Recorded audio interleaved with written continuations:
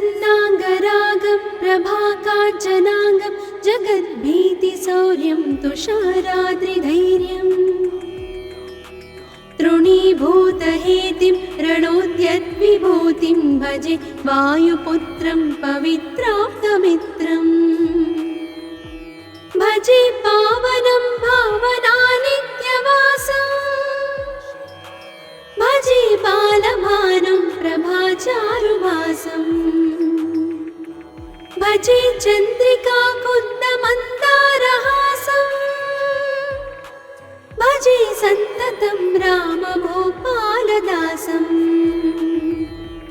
भजे लक्ष्मणप्राणरक्षातिदक्षं भजे तोषितानेकगीर्वाणपक्षम्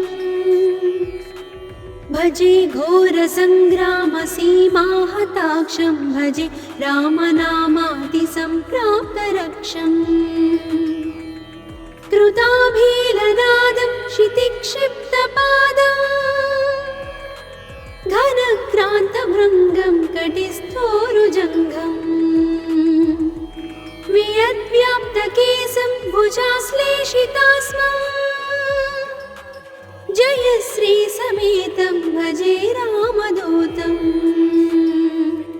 चलद्वालघातं भ्रमच्चक्रवालं कठोराट्टहासं प्रभिन्नाब्जजाण्डम् महासिंहनादाद्विशीर्णत्रिलोकं भजे आञ्जनेयं प्रभुं वज्रकायम् रणे भीषणे मेघनादे सनादे सरोषे समारोपिते मित्रमुख्ये खगानां घनानां सुराणां च मार्गे नतं तं वहं तं हनुमन्तमीडे कनद्रत्नजम्भारिदम्भोळिधारं कनद्दन्तनिर्धूतकालोग्रदन्तम् पदाघातभीताब्धिभूताधिवासं रणक्षोणिदक्षं भजे पिङ्गळाक्षम् महाग्राहपीडा महोत्पातपीडा महारोगपीडा महातीव्रपीडा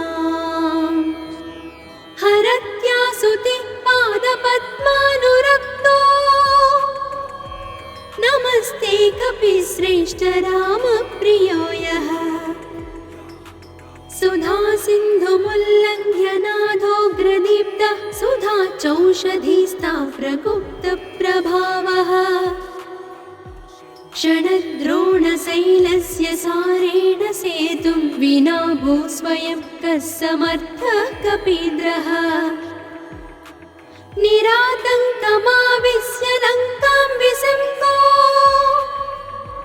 भवानेव सीतातिशोकापहारी समुद्रान्तरङ्गादिरौद्रं विनिद्रम् विलङ्घ्योरुजङ्घस्तुता मर्त्यसङ्घः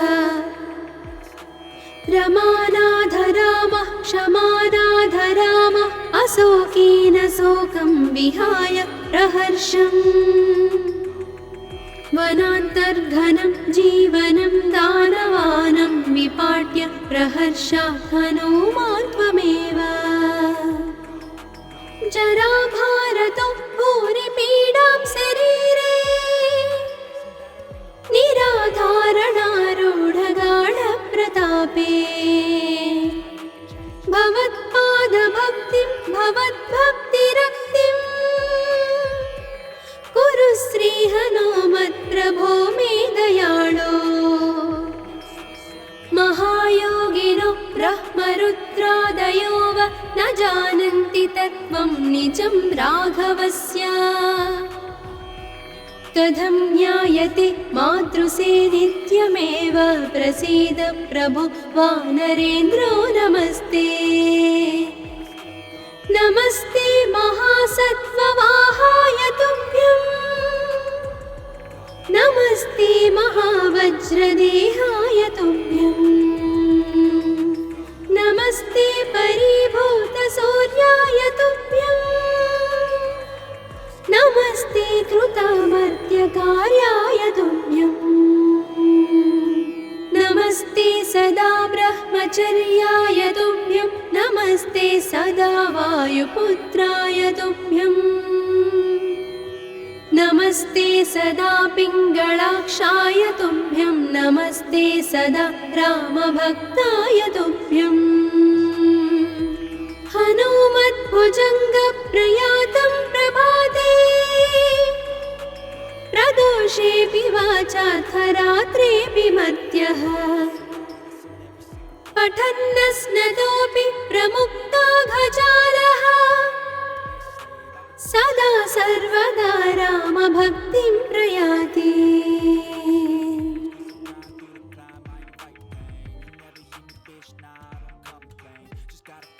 प्रसन्नाङ्गरागं प्रभाकाञ्चनाङ्गं जगद्भीतिशौर्यं तुषाराद्रिधैर्यम् तृणीभूतहेतिं रणोद्यद्विभूतिं भजे वायुपुत्रं पवित्राप्तमित्रम् भजे पावनं भावनानित्यवासम् भजे बालभानं प्रभाचारुभासम् भजे चन्द्रिकाकुन्दमन्दारहासम् भजे सन्ततं रामभूपालदासम् भजे लक्ष्मणप्राणरक्षातिदक्षं भजे तोषितानेकगीर्वाणपक्षम् भजे घोरसङ्ग्रामसीमाहताक्षं भजे रामनामातिसम्प्राप्तरक्षम् कृताभीलनादं क्षितिक्षिप्तपादम् घनक्रान्तभृङ्गं कटिस्थोरुजङ्घम् वियद्व्याप्तकेशं भुजाश्लेषितास्मम् जयश्रीसमेतं भजे रामदूतम् चलद्वालघातं भ्रमच्चक्रवालं कठोराट्टहासं प्रभिन्नाब्जजाण्डम् महासिंहनादाद्विशीर्णत्रिलोकं भजे आञ्जनेयं प्रभुं वज्रकायम् रणे भीषणे मेघनादे सनादे सरोषे समारोपिते मित्रमुख्ये खगानां घनानां सुराणां च मार्गे नतं तं वहं तं हनुमन्तमीडे कनद्रत्नजम्भारिदम्भोळिधारं कनद्दन्तनिर्धूतकालोग्रदन्तम् पदाघातभीताब्धिभूताधिवासं रणक्षोणिदक्षं भजे पिङ्गळाक्षम् महाग्राहपीडा महोत्पातपीडा महारोगपीडा महातीव्रपीडा हरत्यासुते पादपद्मानुरक्तो नमस्ते कपिश्रेष्ठ रामप्रियो यः सुधा सिन्धुमुल्लङ्घ्य नाथोग्रदीप्तः सुधा चौषधीस्ता प्रगुप्तप्रभावः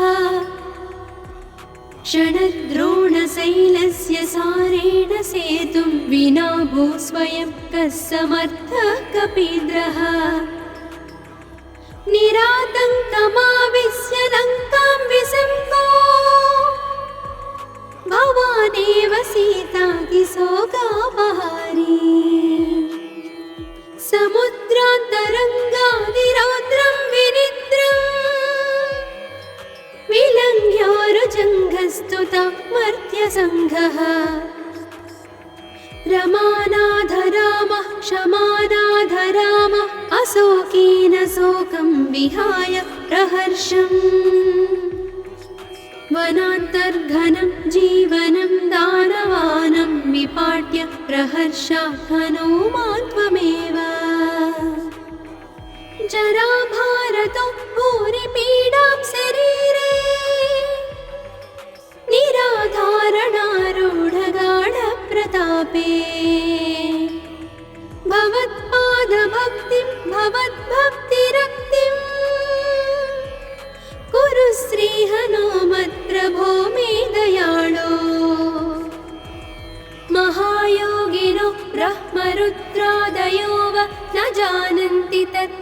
निजं राघवस्य कथं ज्ञायते मातृसे नित्यमेव प्रसीद प्रभो वानरेन्द्रो नमस्ते नमस्ते महासत्त्ववाहाय तुभ्यं नमस्ते महावज्रदेहाय तुभ्यं नमस्ते परिभूतसूर्याय तुभ्यं नमस्ते कृतामर्त्यकार्याय तुभ्यं नमस्ते सदा ब्रह्मचर्याय तुभ्यं नमस्ते सदा वायुपुत्राय तुभ्यं नमस्ते सदा पिङ्गळाक्षाय तुभ्यं नमस्ते सदा रामभक्ताय तुभ्यं हनुमद्भुजङ्गप्रयातं प्रभाते प्रदोषेऽपि वाचार्थरात्रेऽपि मर्त्यः पठन्नस्नतोऽपि प्रमुक्ताघजालः सदा सर्वदा रामभक्तिं प्रयाति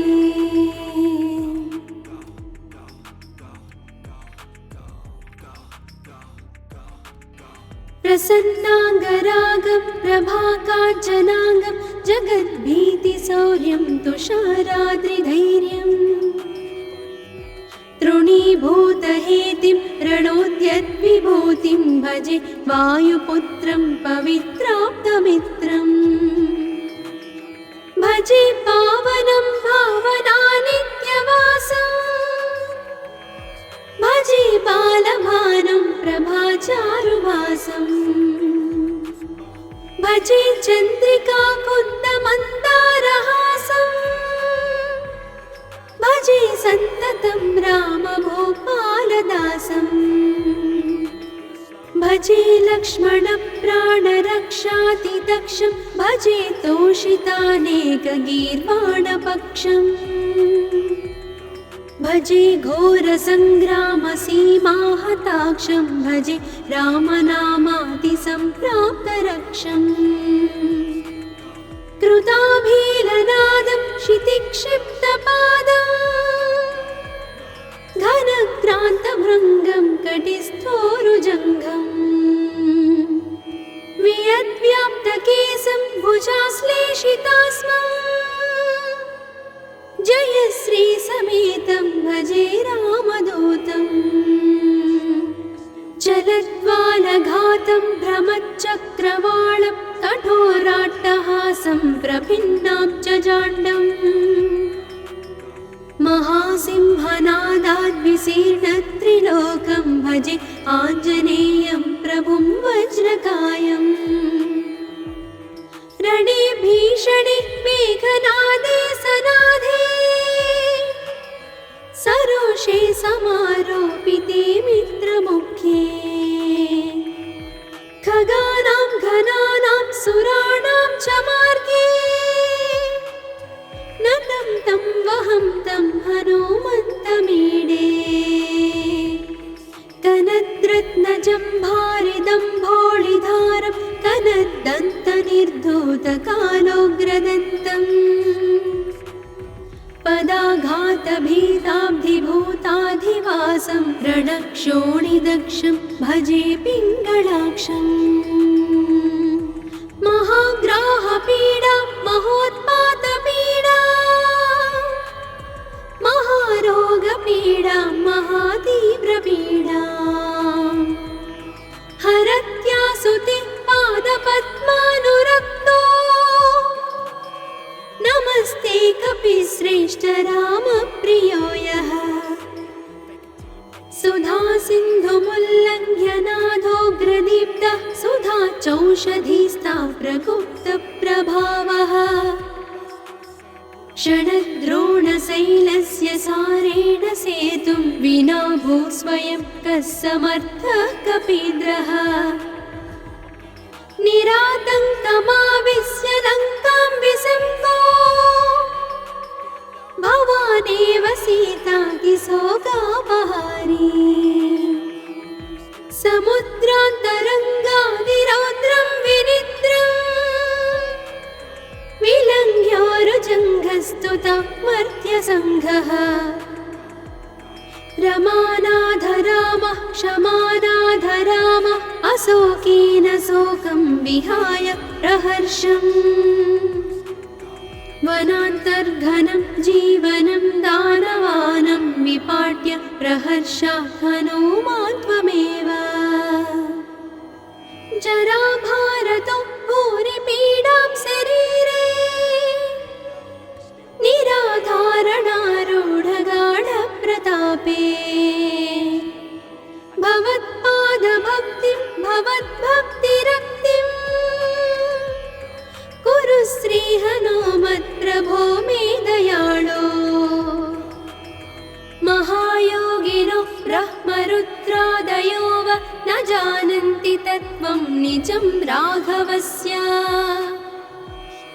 कथं ज्ञायते मातृसे नित्यमेव प्रसीद प्रभो वानरेन्द्रो नमस्ते नमस्ते महासत्त्ववाहाय तुभ्यं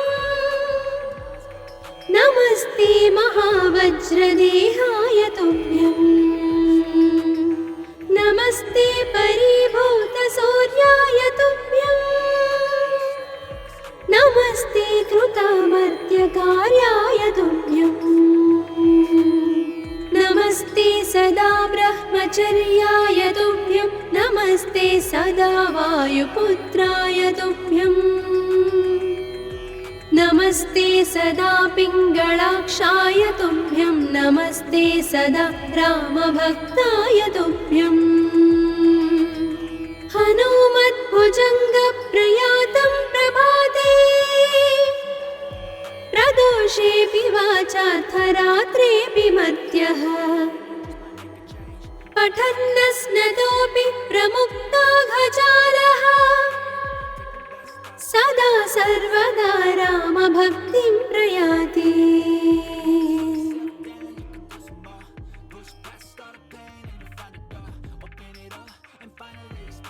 प्रसन्नाङ्गरागं प्रभाकाञ्चनाङ्गं जगद्भीतिशौर्यं तुषाराद्रिधैर्यम्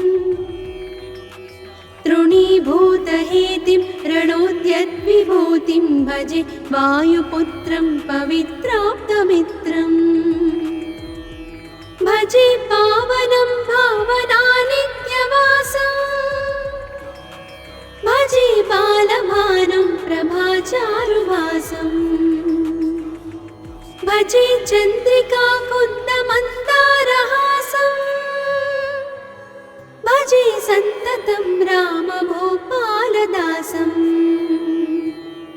भजे लक्ष्मणप्राणरक्षातिदक्षं भजे तोषितानेकगीर्वाणपक्षम्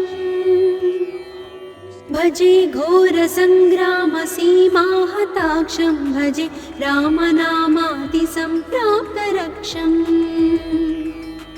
कृताभीलनादं क्षितिक्षिप्तपादं घनक्रान्तभृङ्गं कटिस्थोरुजङ्घम्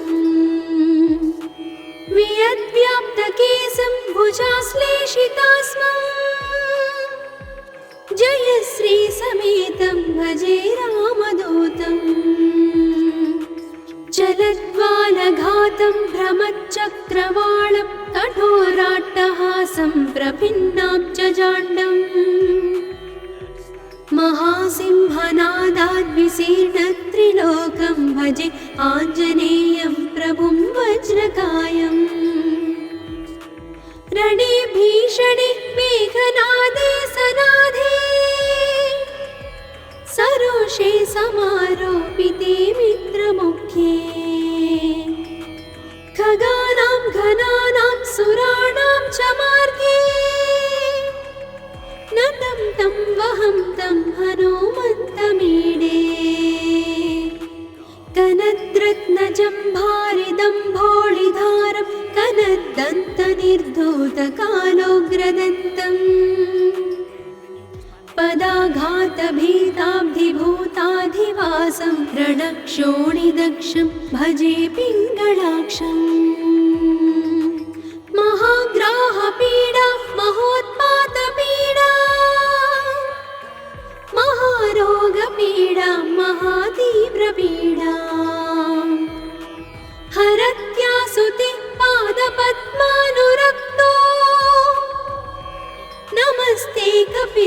श्रेष्ठ रामप्रियो यः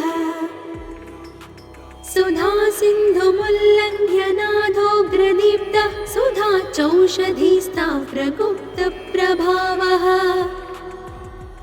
षडद्रोणशैलस्य सारेण सेतुं विना भूस्वयं कः समर्थः कपीन्द्रः निरातङ्कमाविश्य लङ्कां विसम्पो भवानेव सीतातिशोकापहारी समुद्रान्तरङ्गादिरौद्रं विनिद्रम् विलङ्घ्योरुजङ्घस्तुता मर्त्यसङ्घः रमानाथ रामः क्षमानाथ रामः अशोकेन शोकं विहाय प्रहर्षम् वनान्तर्घनं जीवनं दानवानं विपाट्य प्रहर्षात् हनूमान् त्वमेव जराभारतो भूरिपीडां शरीरे निराधारणारूढगाढप्रतापे भवत्पादभक्तिं भवद्भक्तिरक्तिं कुरु श्रीहनुमत्प्रभो मे दयाळो महायोगिनो ब्रह्मरुद्रादयो वा न जानन्ति तत्त्वं निजं राघवस्य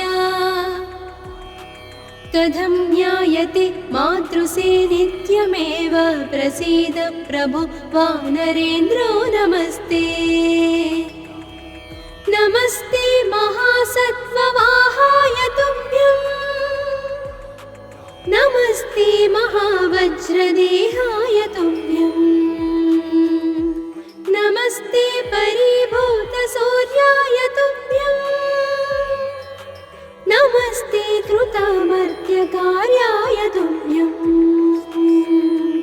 नमस्ते सदा ब्रह्मचर्याय तुभ्यं नमस्ते सदा वायुपुत्राय तुभ्यं नमस्ते सदा पिङ्गळाक्षाय तुभ्यं नमस्ते सदा रामभक्ताय तुभ्यं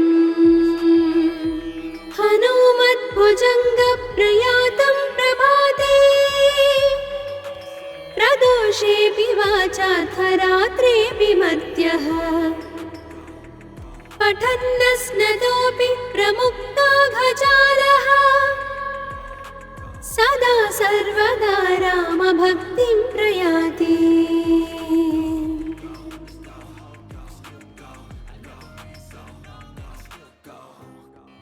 प्रसन्नाङ्गरागं प्रभाकाञ्चनाङ्गं जगद्भीतिशौर्यं तुषाराद्रिधैर्यम् तृणीभूतहेतिं रणोद्यद्विभूतिं भजे वायुपुत्रं पवित्राप्तमित्रम् भजे पावनं भावनानित्यवासम् भजे बालभानुं प्रभाचारुभासम् भजे चन्द्रिकाकुन्दमन्दारहासम् भजे सन्ततं रामभूपालदासम् भजे लक्ष्मणप्राणरक्षातिदक्षं भजे तोषितानेकगीर्वाणपक्षम् भजे घोरसङ्ग्रामसीमाहताक्षं भजे रामनामादिसम्प्राप्तरक्षम् कृताभीलनादं क्षितिक्षिप्तपादम् घनक्रान्तभृङ्गं कटिस्थोरुजङ्घम् वियद्व्याप्तकेशं भुजाश्लेषितास्मम् जयश्री समेतं भजे रामदूतं चलद्वालघातं भ्रमच्चक्रवालं कठोराट्टहासं प्रभिन्नां च जाण्डम् महासिंहनादाद्विशीर्णत्रिलोकं भजे आञ्जनेयं प्रभुं वज्रकायम् रणे भीषणे मेघनादे सनादे सरोषे समारोपिते मित्रमुख्ये खगानां घनानां सुराणां च मार्गे नतं तं वहं तं हनुमन्तमीडे कनद्रत्नजम्भारिदम्भोळिधारं कनद्दन्तनिर्धूतकालोग्रदन्तम् पदाघातभीताब्धिभूताधिवासं रणक्षोणिदक्षं भजे पिङ्गळाक्षम् महाग्राहपीडा महोत्पातपीडा महारोगपीडा महातीव्रपीडा हरत्यासुति पादपद्मानुरक्तो नमस्ते कपिश्रेष्ठ रामप्रियो यः सुधा सिन्धुमुल्लङ्घ्य नाथोग्रदीप्तः सुधा चौषधीस्ता प्रगुप्तप्रभावः षडद्रोणशैलस्य सारेण सेतुं विना भूस्वयं कः समर्थः कपीन्द्रः निरातङ्कमाविश्य लङ्कां विसङ्गो भवानेव सीतातिशोकापहारी समुद्रान्तरङ्गादिरौद्रं विनिद्रम् विलङ्घ्योरुजङ्घस्तुता मर्त्यसङ्घः रमानाथ रामः क्षमानाथ रामः अशोकेन शोकं विहाय प्रहर्षम् वनान्तर्घनं जीवनं दानवानं विपाट्य प्रहर्षात् हनुमान् त्वमेव जराभारतो भूरिपीडां शरीरे निराधारणारूढगाढप्रतापे भवत्पादभक्तिं भवद्भक्तिरक्तिं कुरु श्रीहनुमत्प्रभो मे दयाळो महायोगिनो ब्रह्मरुद्रादयो वा न जानन्ति तत्त्वं निजं राघवस्य कथं ज्ञायते मातृसेनित्यमेव प्रसीद प्रभो वानरेन्द्रो नमस्ते नमस्ते महासत्त्ववाहाय तुभ्यं नमस्ते महावज्रदेहाय तुभ्यं नमस्ते परिभूतसूर्याय तुभ्यं नमस्ते कृतामर्त्यकार्याय तुभ्यं नमस्ते सदा ब्रह्मचर्याय तुभ्यं नमस्ते सदा वायुपुत्राय तुभ्यं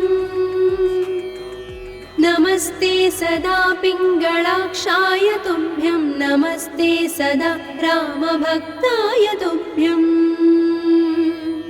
हनुमद्भुजङ्गप्रयातं प्रभाते प्रदोषेऽपि वाचार्थरात्रेऽपि मर्त्यः पठन्नस्नतोऽपि प्रमुक्ताघजालः सदा सर्वदा रामभक्तिं प्रयाति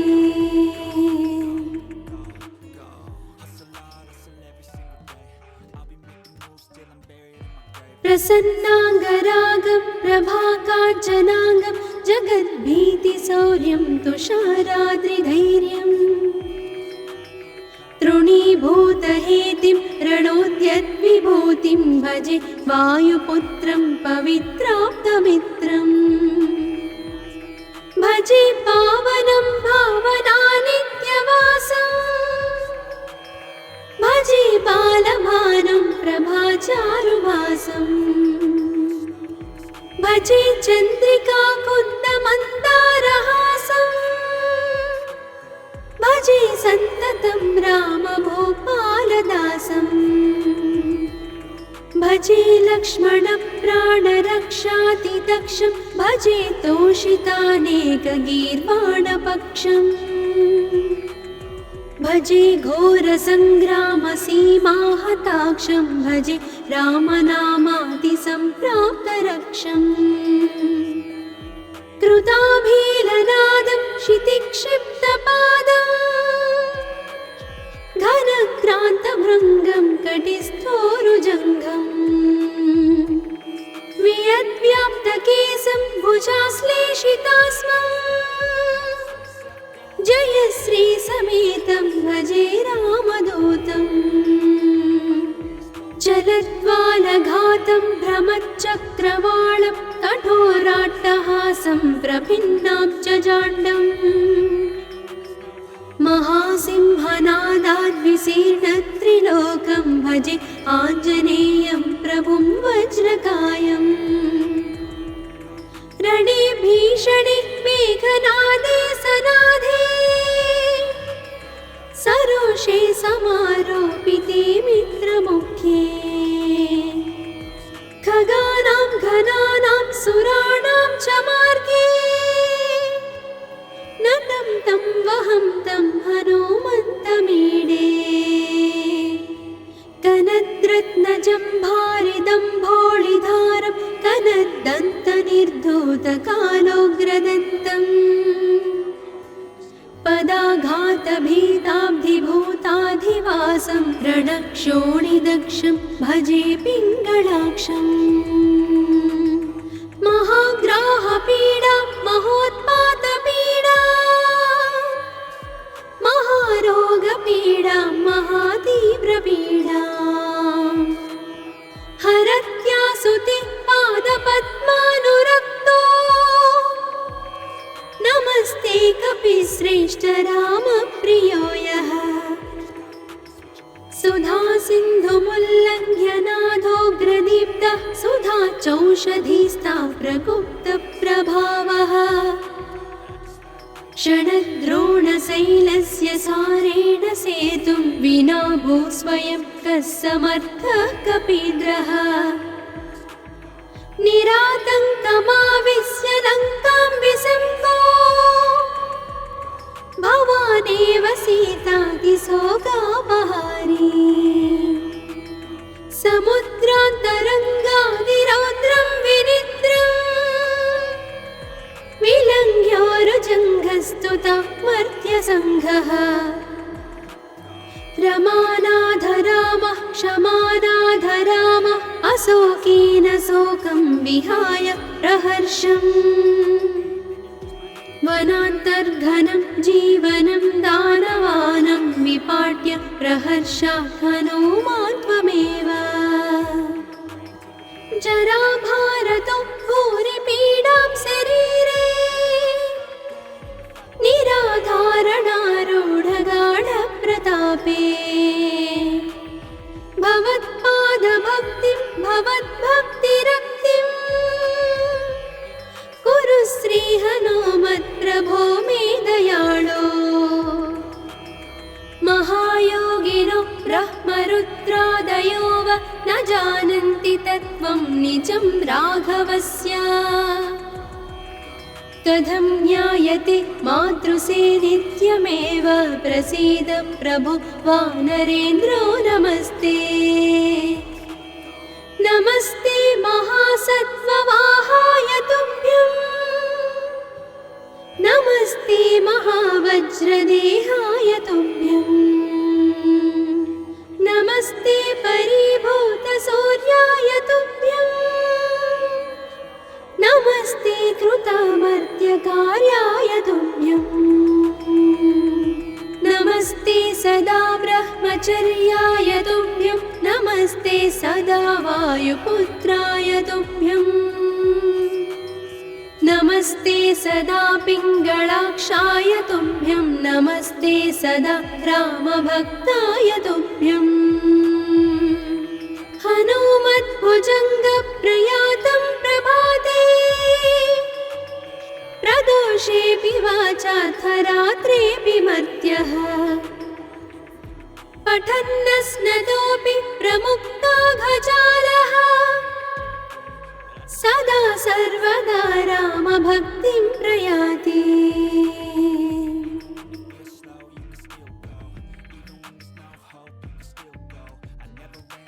प्रसन्नाङ्गरागं प्रभाकाञ्चनाङ्गं जगद्भीतिशौर्यं तुषाराद्रिधैर्यम्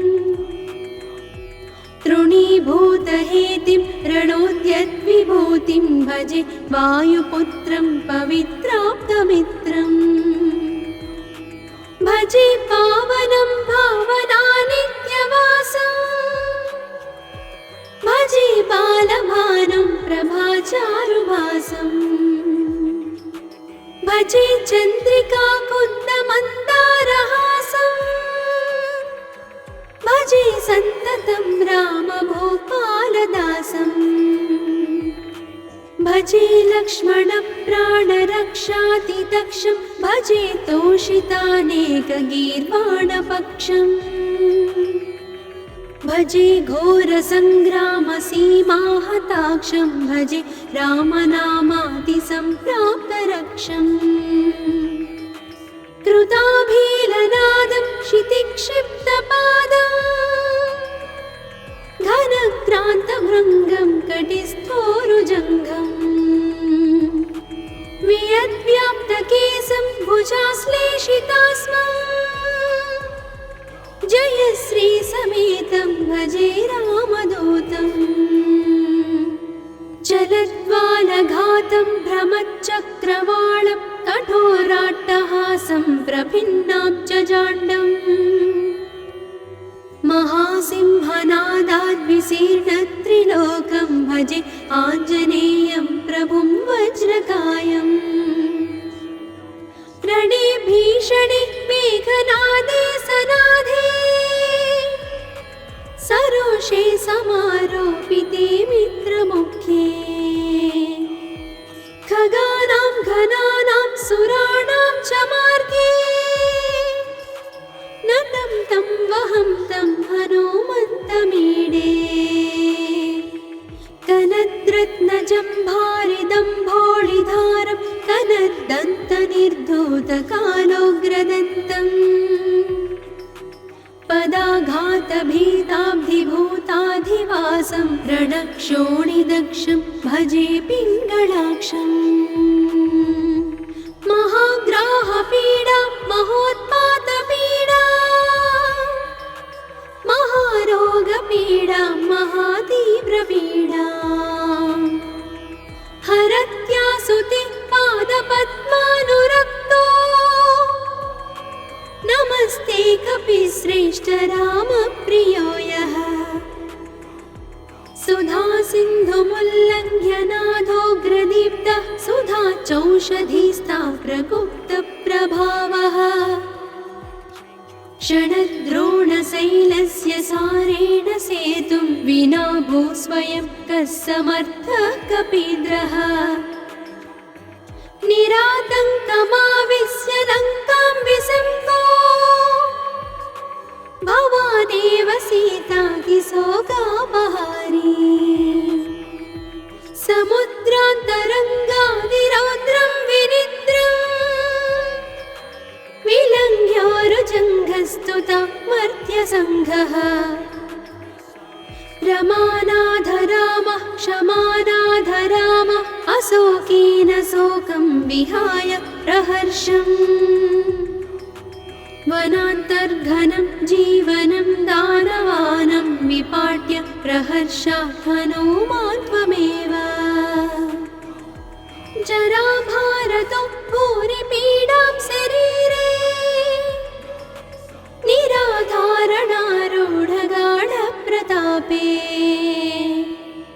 भवत्पादभक्तिं भवद्भक्तिरक्तिं कुरु श्रीहनुमत्प्रभो मे दयाळो महायोगिनो ब्रह्मरुद्रादयो वा न जानन्ति तत्त्वं निजं राघवस्य कथं ज्ञायते मातृसेनित्यमेव प्रसीद प्रभो वानरेन्द्रो नमस्ते नमस्ते महासत्त्ववाहाय तुभ्यं नमस्ते महावज्रदेहाय तुभ्यं नमस्ते परिभूतसूर्याय तुभ्यम्